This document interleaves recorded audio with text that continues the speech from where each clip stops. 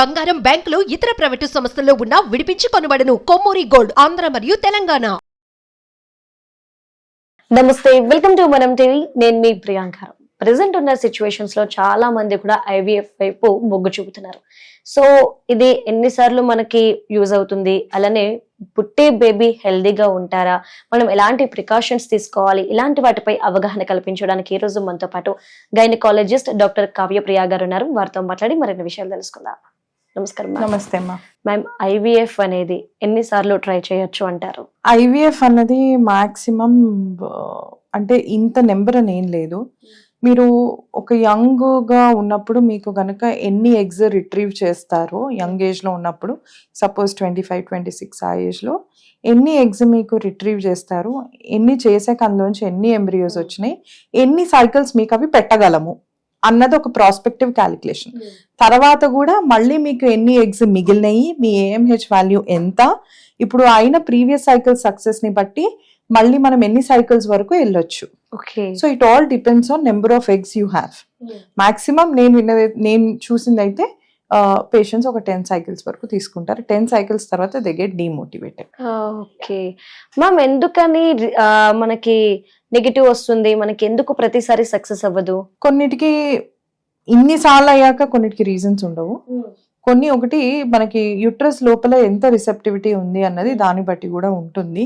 లోపల ఏమైనా తెలియకుండా సబ్సెప్టమ్స్ ఏమన్నా ఉన్నాయా, అసలు లేకపోతే యాంటీస్పర్మ్ యాంటీబాడీస్ ఏమన్నా ఉన్నాయా, ఇట్లాంటి కొన్ని రీజన్స్ ఉంటాయన్నమాట.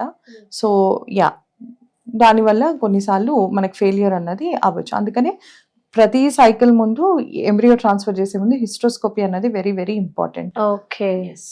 సో ఐవీఎఫ్ చేపించుకున్నాక మనం ఎలాంటి ప్రికాషన్స్ తీసుకుంటే మనకి పాజిటివ్ రిజల్ట్ వస్తుంది? ఫస్ట్ ఒక హ్యాపీ స్టేట్ ఆఫ్ మైండ్ లో ఉండాలి, ఫ్రెష్ ఫుడ్ తినాలి, అడిక్షన్స్ వదిలేయాలి, మంచిగా చక్కగా ఓం చాంటింగ్ లేకపోతే ఒక పీస్ఫుల్ స్టేట్ ఆఫ్ మైండ్ లో ఉంటే గనక చాలా వరకు సక్సెస్ అవుతాయి.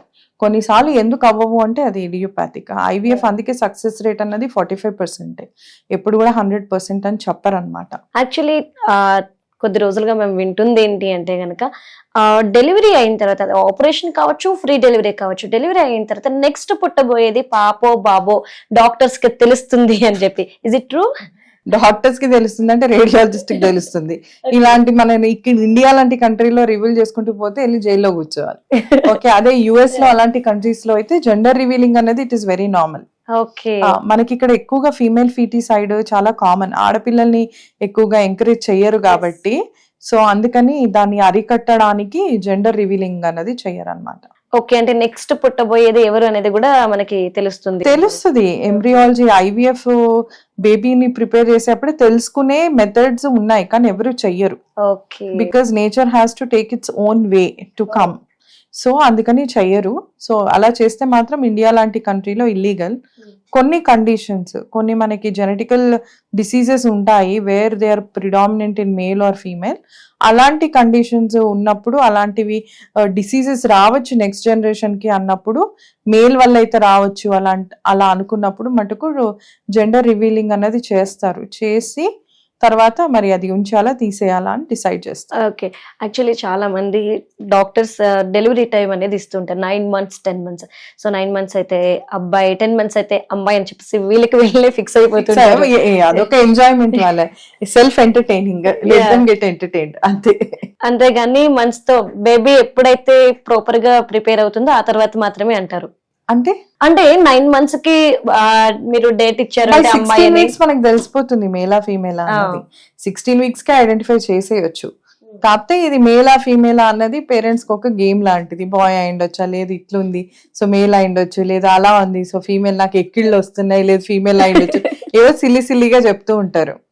So okay, if they are happy with that that's fine. Okay, right. Thank you ma'am. Okay మా.